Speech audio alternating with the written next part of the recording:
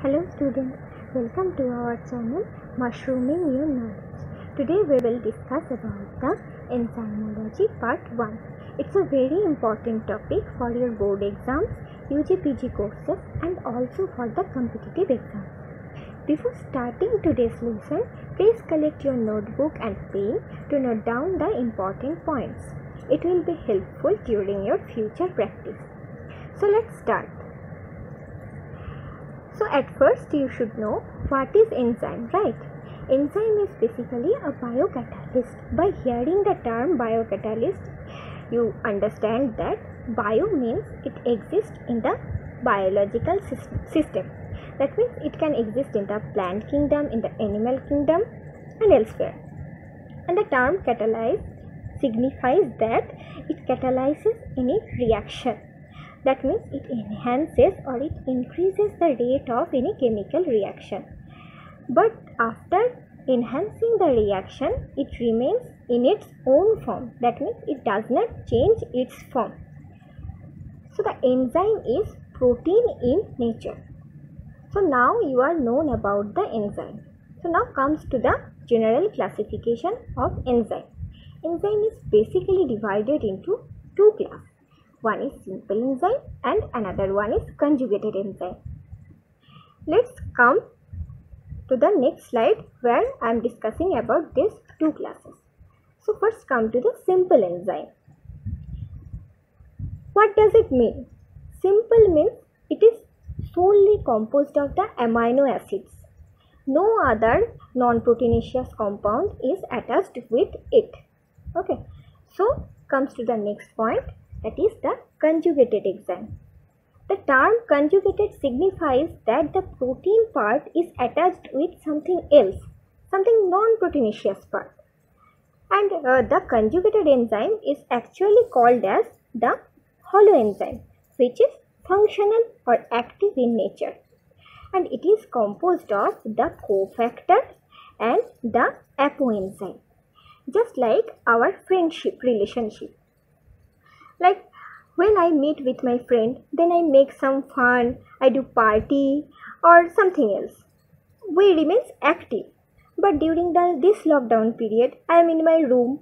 I can't meet to my friend, so I can't make fun. So I am inactive. Just like that apoenzyme, when it remains lonely, or when they are alone, then they remain inactive. But when apoenzyme meets with cofactor, then they togetherly forms an active form, that is the holoenzyme, which can catalyze the reaction or enhance the reaction rate. The cofactor is again subdivided into two types. One is coenzyme and another one is metal ions. Metal ions, for example, you can see here the zinc, manganese, etc. And the coenzyme is again subdivided into two parts, that is prosthetic group and the co-substrate. These two categories are based upon the affinity to the apoenzyme. That means prosthetic group is firmly attached to the apoenzyme and the co-substrate is loosely attached to the apoenzyme. Hope that you all can understand these things. So let's move to the next slide where I have noted some important features of enzyme. These are oftenly asked in different exams. Okay, comes to the first point. Enzyme has an active site, that is substrate specific. If I go back to the previous slide, then you can see that this is the enzyme and this is the active site of the enzyme and this is the substrate. When the substrate comes to the active site, then only it can bind to the enzyme, and this active site is specific for only this specific substrate. If instead of this substrate any other type of substrate comes here, then it cannot bind with that enzyme. So let's go back to the main slide. Now comes to the second point. Enzyme binds to substrate at its active site by non-covalent interaction. Just for example, you make a card for your friend and you also make a flower by paper cutting. Then you want to paste it on your card. Then what you will use? You will use a gum. The same here, the non-covalent interaction work here as a gum. It helps to the attachment of the substrate to the enzyme. So the non-covalent interaction includes hydrogen bonds, ionic bonds, hydrophobic interaction, and so on. The next point is binding energy or free energy. What is binding energy? During the enzyme and substrate binding procedure, a energy is released. This energy is called as binding energy, or sometimes it also can be called as free energy. So what does the binding energy do? The binding energy acts as a major source of free energy that is used by the enzyme to lowering the activation energy. So what is the activation energy? To start any reaction, any reactant requires the activation energy for their active performance. If we lower the value of the activation energy, then the reaction continues spontaneously. This lowering of the energy is done by the enzyme. So the last point is, enzymes do not change the value of free energy and reaction equilibrium. It's a very important topic. Please note it in your copy. Question very often comes from this point, and the question will be like that, what is the role of enzyme on the reaction equilibrium? Then the answer will be, enzyme does not play any role on the reaction equilibrium, or the reaction equilibrium remains unchanged. Enzyme just only increase the reaction rate. So we have completed the type of enzymes, two general classes of enzymes, and the important features of enzyme. Let's move to the next slide. Here I am discussing about the naming and classification of enzyme. So you can see here a table where 6 categories of classes of enzymes are described. So the first class is oxidoreductase. The second class is transferases. Third one hydrolases. Fourth one lyase. Fifth one isomerases, and the sixth one is ligases. And the type of reaction catalyzed by these classes are described in the right column. So oxidoreductase, transfer of electron. Transferases, transfer the group. Hydrolases, hydrolyzes any reaction. Lyase causes the addition of the groups to the double bonds. Isomerases, isomerize any reaction. And ligase causes the ligation. Okay, now comes to the naming procedure of an enzyme. Here I am using a reaction of, this is the first reaction of the glycolysis, where the ATP plus D-glucose produced the ADP and D-glucose 6-phosphate. This reaction is catalyzed by the hexokinase enzyme. The hexokinase is the tribal, that means native name of the enzyme. The systematic name of hexokinase is ATP glucose phosphotransferase. That means hexokinase transfer a phosphate group from ATP to the D-glucose and then form the D-glucose 6-phosphate. Okay. Then the enzyme commission number EC2711. EC signifies the enzyme commission. 2 denotes the class name, that is the transferase. We can see in the previous slide that the second class is transferase. So 2 denotes the transferase. 7 denotes the subclass name, that is phosphotransferase, and 1 denotes a phosphotransferase with a hydroxyl group as a receptor.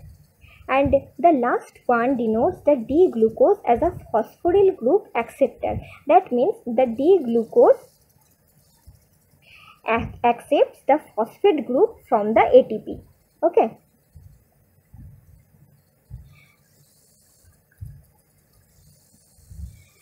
So Now comes to the next point, that is the binding process between the substrate and enzyme.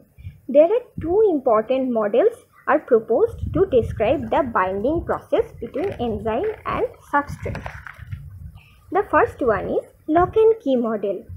Okay, here you can see that the enzyme has an active site and the substrate gets attached to the site and then produce the enzyme substrate complex, and after completing the reaction the product is produced and separated from the enzyme. It's just same like your door lock, as the door lock can be opened through a specific key and no other key can open the lock. Same as like here also, the specific substrate only can bind to the enzyme and then start the activity. Okay, then only the reaction can run and the product will form.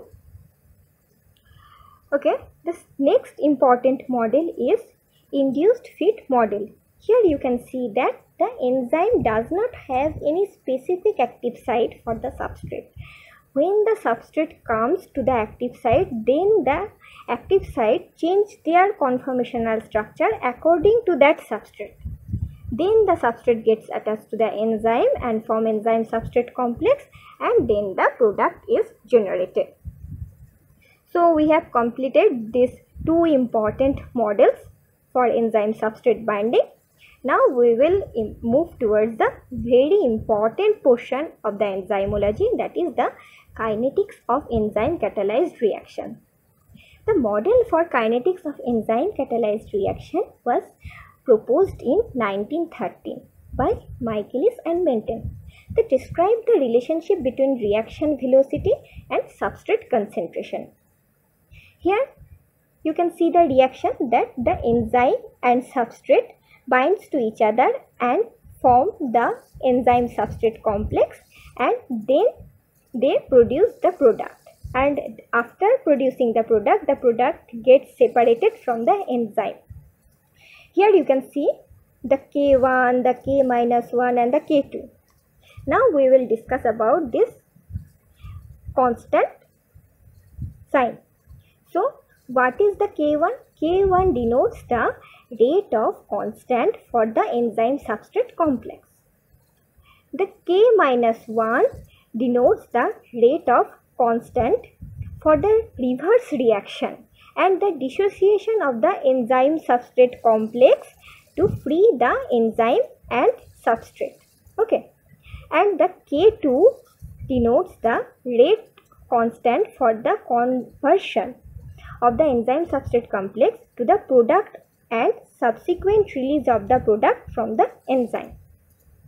Okay, so let's go to the next slide. Here you can see the hyperbolic relationship between the initial velocity and the substrate concentration of an enzyme catalyzed reaction. This graph is very much important. Here the x-axis represents the substrate concentration and the y-axis represents the initial velocity. The increasing substrate concentration gradually increases the velocity rate. Okay, so this point is the maximum velocity. That means here the reaction velocity reaches its ultimate point. So this is the point where the maximum velocity is half. This point is called as half of Vmax, or this point can be called as Km. What does it mean? Km is the Michaelis-Menten constant. So Km is concentration of substrate at which reaction velocity reaches half of its maximum velocity, that is called Michaelis constant. By lowering the value of the Michaelis constant, we can say that the affinity between the enzyme and the substrate is very high. If the Km value, suppose the point is here, then we can say that the affinity between the enzyme and substrate is very low. That's why the Km value is high. So except the allosteric enzyme, all other enzymes follow the Michaelis constant. Okay, so let's move to the next slide. Here this is the Michaelis-Menten equation. It is a quantitative relationship between the initial velocity to the maximum velocity and the initial substrate concentration, and all these are related through the Michaelis constant. Okay, so let's discuss about the maximum velocity. Maximum velocity is a rate where the total enzyme concentration is present as the enzyme substrate complex. Okay, you can see in this graph, this is the maximum velocity, and here no enzyme is free. That means all the enzymes are saturated with the substrate. That means all the enzymes are present in the enzyme substrate complex. Okay, so you can write down this equation that maximum velocity Vmax is equal to K2 into enzyme substrate concentration. So this is the last topic of my tutorial video. So the next topics will be discussed in my next video. So thanks for watching. If you like this video, then please hit the like button, do comment, share and subscribe. Don't forget to press the bell icon.